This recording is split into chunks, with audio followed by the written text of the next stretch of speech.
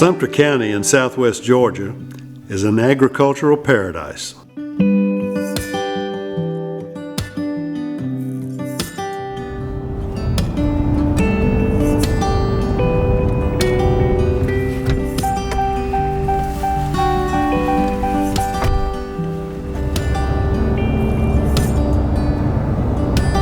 Agribusiness drives the economy in this part of Georgia.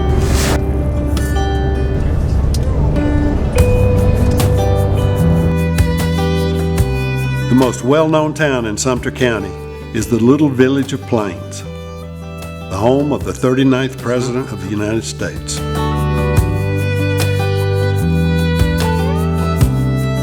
Not many things have changed in Plains. It is a reminder, and a good one, of simpler times.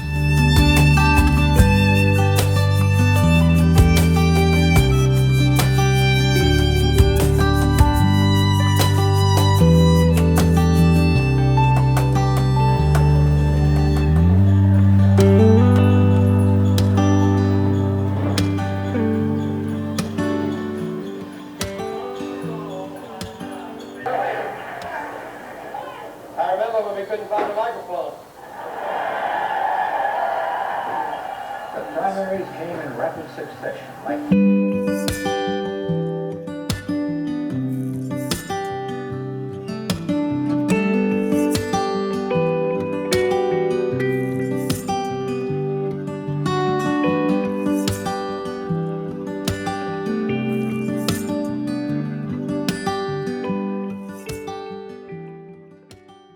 Today, President Jimmy Carter is teaching Sunday school at the Maranatha Baptist Church, just as he has for over 35 years.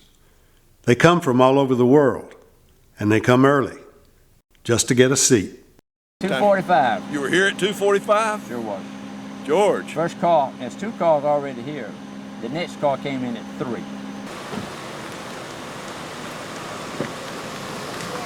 I'm Daniel Edwards. I come from California. I teach at California State University near Modesto, and I'm a portrait sculptor. And I've come here to sculpt President Carter, to do a life-size portrait for inclusion in the Smithsonian National Portrait Gallery. And this is a study that I've been working on while he teaches. My name is Marcy Campbell, and I'm from Watkinsville, Georgia. I came here to see and meet Jimmy Carter, who I have admired for a very long time. Hi, I'm Beryl Dixon. I'm from Rutledge, Georgia. I'm just so pleased to be here. Jimmy Carter is just one of the finest individuals you could ever hope to hear, and I know he's going to offer us a great word today in the Sunday school lesson. That's what I'm excited about, and to actually meet him and be here. My name's Henley, and I'm from Cochran, and I'm 9 years old. And I have a sister. And that's my dad. My name is Lily, and I'm from Danville, Georgia. What I think is really cool is that one time on a gifted field trip, we went to go see where he used to live at when he was younger, where he grew up at, and we went in his office and stuff. I'm from Cambodia. It is my first time in America, and I heard about him from my husband, so I would love to see him. I read his book. I think it's The Fuller Life, and it's just he's just a very amazing person. He's an amazing person, and he's given his whole life to serve others, and we just want to hear him speak. We're here to see Jimmy Carter and Rosalind Carter, wish her a happy birthday, and to we're very interested in seeing Jimmy Carter because of his humanitarian work here in the United States and across the world. I would say that our Maranatha Baptist Church wants to have as many visitors as we can. We want to strengthen our church as much as possible. And we have a unique ministry of visitation. How you doing, man? And when I first began to teach, we only had 5 or 10 visitors come. And as the word got around, more came. But at the beginning, I just decided that I would have a photograph with every visitor, which took about 2 minutes. And then now it takes about 30 minutes to have visitation with everybody. But that's a large part of the attraction, because we take a photograph with the visitors on camera. Now it's almost always a cell phone or something like that, so they can take with them a picture with them and their families and a president and a first lady of the country. So I don't have any doubt that that's a big attraction for people who come. The Carter family roots in Sumter County run deep.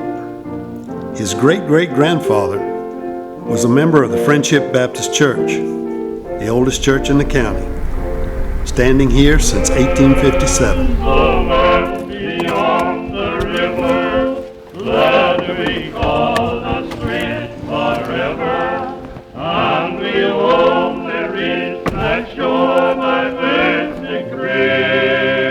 The Minutes for Friendship Baptist started in 1839 and continued till 1870. The minutes for the church are dotted with names, both obscure and famous. One particular name comes to mind. In 1857, Wiley Carter joins the congregation. Wiley Carter's great-great-grandson would go on to be our 39th president. The Friendship Baptist Church, which is the oldest one in this particular area, was founded in 1839. My great-great-grandfather, Wiley Carter, moved to that area in 1852, and he and his wife joined Friendship Baptist Church, and they also had one of their favorite servants, join the same church. And I would say that the Lebanon Baptist Church was formed about 5 years later, and that was out in the cemetery about 1.5 miles from Plains. And it consisted of both African Americans and white membership. So that's the way the churches were originally founded. And until the Civil War, African Americans and white people went to church in the same buildings. They were possibly separated by assignment of seats or something like that, but so far as I know, they all went together and worshiped God in the same way and in the same place.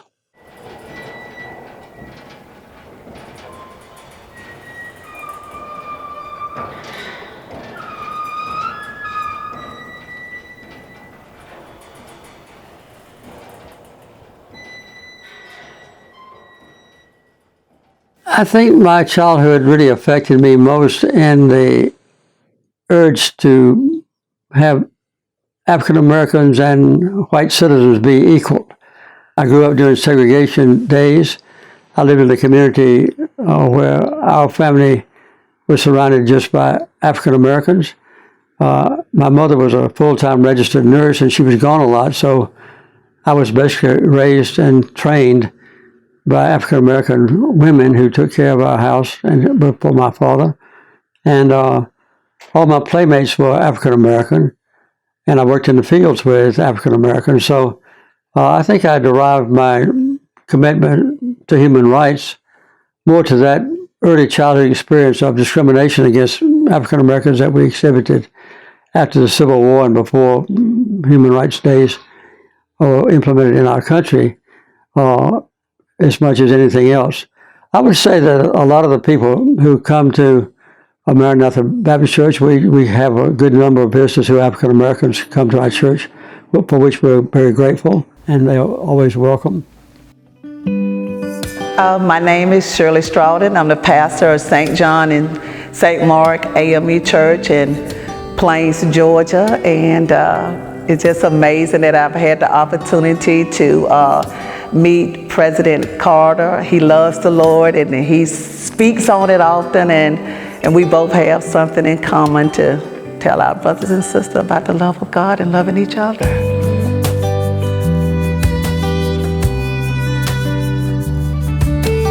Today, President and First Lady Rosalind Carter live a short distance from the family farm where young Jimmy grew up.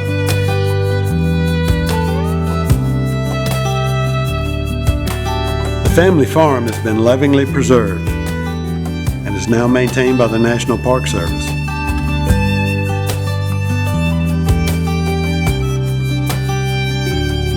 The old farmhouse speaks to America in another place and another time.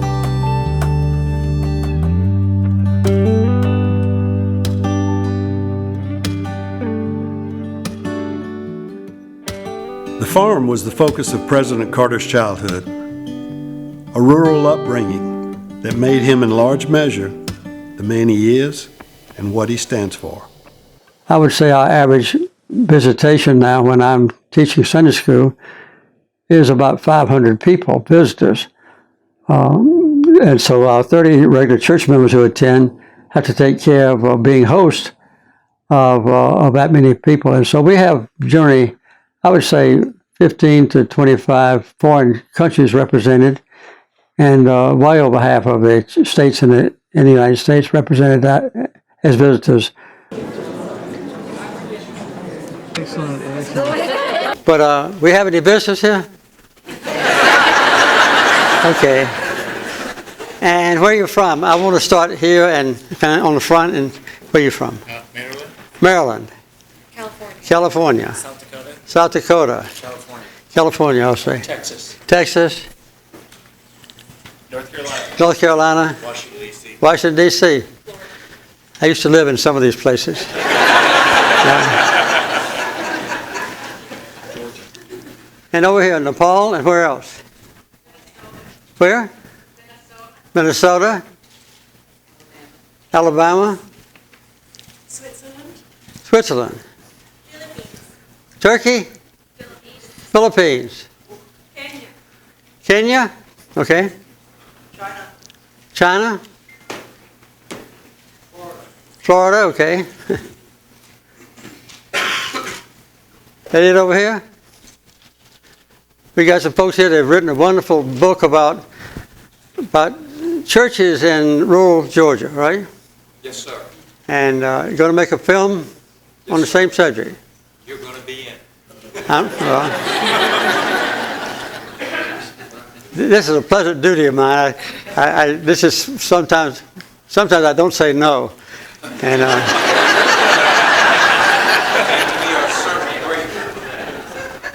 And sometimes I regret not saying no, but this time I'm glad I said yes. Shine on me. Oh, shine on me. I wonder if the lighthouse. Rosalind Carter's roots in Sumter County run just as deep as President Carter's. Her great-great-grandfather was one of the founders of St. Luke's Lutheran Church, located not too far from Plains. The church has been moved from its original location a short distance away and has been lovingly restored. If the lighthouse will shine on me. I heard the voice of Jesus say, come and rest in hallelujah. Now I'll go to the Master above, the rest eternally. Shine, shine on me, good Lord, shine, shine on me. I wonder if the lighthouse will shine, shine on me. Hallelujah, shine, shine on me, good Lord, shine, shine on me. I wonder if the lighthouse will shine, shine on me.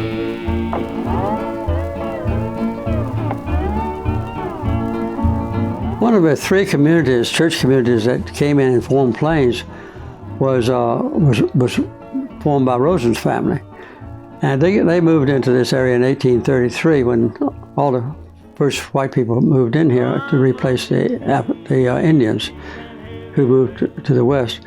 But a group of Lutherans moved down here from South Carolina and about 1865, and they formed a Lutheran church and in 1870 or so, and Rosen's family joined the Lutheran church there. I believe one of the interesting things about this church is that one of our former First Ladies, Rosalind Carter's great-great-grandfather, was an original founder and actually provided physical labor to build this church, which I think makes it super special.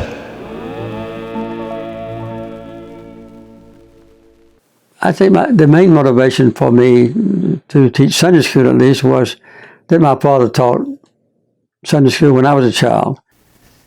God gives us, listen to this very carefully, God gives us, every one of you and me, life. How many of you decided when to get born? How many of you decided who your parents would be?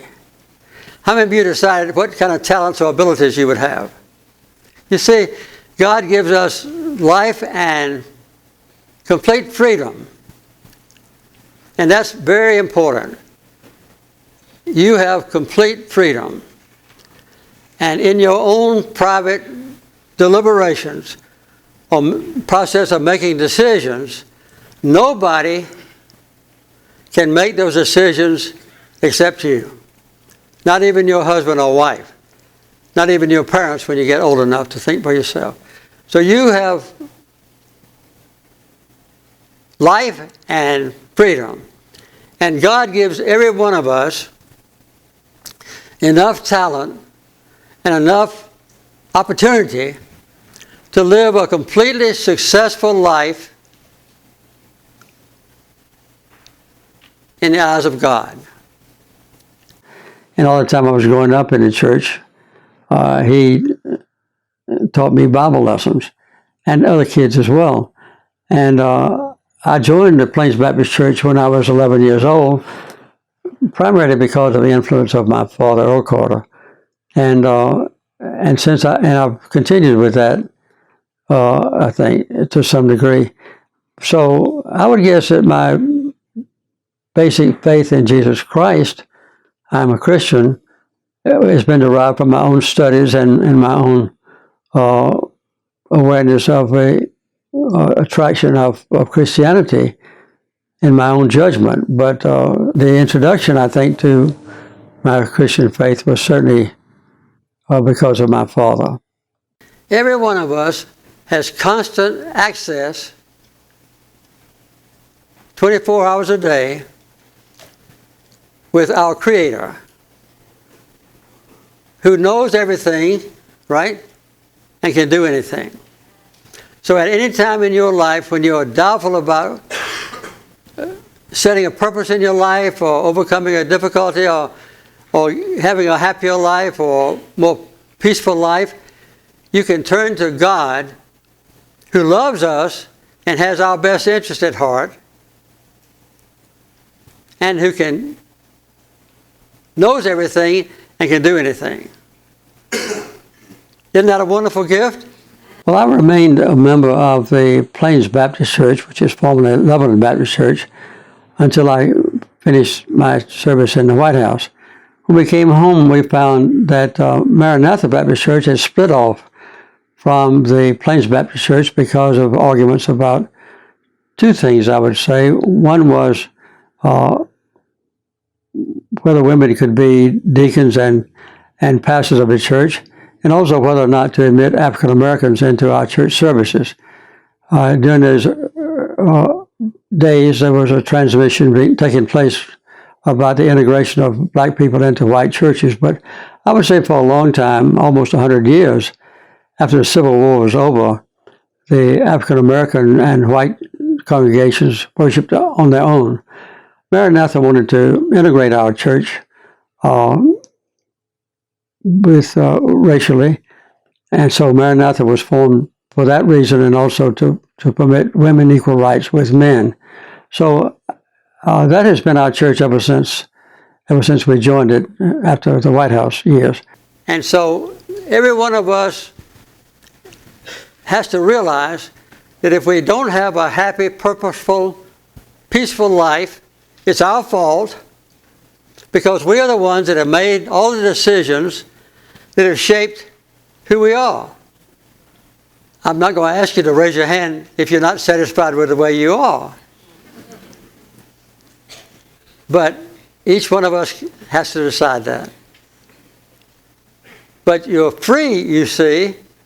You don't have to decide it at all if you don't want to be. You can keep on being stingy, right? You can keep on being absent a purpose in life. You can keep on living an unhappy life, or a frustrated life, or life filled with tension and so forth instead of peace. It's up to you. It's up to every one of us to make a basic decision. This is the kind of person that I want to be. Well, of course, I've described in my remarks already how the church has changed with the congregation, with a difference before and after the Civil War, and then during the time of segregation, and when whites and blacks have formed their own churches, and we're trying to come back together now. Those things have changed, but I think one of the most precious possessions we have in America is a number of old churches, original churches, that needs to be preserved. The oldest church in this whole area, and the oldest one to which I've ever referred, is the Friendship Baptist Church, and it's still in the same location, in the same place, and the building that's there was the one that was replaced by a building that my great-great-grandfather bought in 1857 for $52, as a matter of fact. But that one that was built then is still surviving. And so to keep those old churches intact and to see how our ancestors worshipped, I think is one of the extraordinary beneficial ways that we can really understand how our ancestors lived and how they interrelated with one another and how they formed congregations of churches back in those days. It was really the only way to cross the boundaries around a particular farm on which they lived. And that memento or surviving treasure that we have in the old church buildings, I hope will be well known by people who live far from them now, as well as people like me and my wife who live very close to where the older churches were. And so I would say that that's one of the most precious ways we have to understand our ancestors and the history is by the character of the churches and the size of them. As a matter of fact, the St. Mark's Lutheran Church, when my wife first began to go to it, it had a wall built down the center of it, and two front doors. One front door was used by the men who went to the church, and they sat on one side of the church with a wall between them and the women who entered in the other door with the children. So that has obviously changed, and I don't know how they were kept separate early in the slavery times, but I would have heard that the Lebanon Baptist Church, when black and whites went to church together, had a balcony, and it was in the balcony that the African Americans came to worship, with the white people living on the ground floor. So there was some separations within the church, but they heard the same sermon, they worshiped the same God, they used the same Bibles, and that early history, I think, is one of our precious possessions, and I hope that we can preserve as many of the original churches in Georgia as we possibly can. The old churches that are still standing tell us and our children where we came from, how we got here, who we are. We share the call for their preservation. And after church is over, Rose and I will be, I used to say, be delighted. We'll be willing to have photographs of everybody. That saved a wretch like me. I once was lost, but now I'm found. Was blind.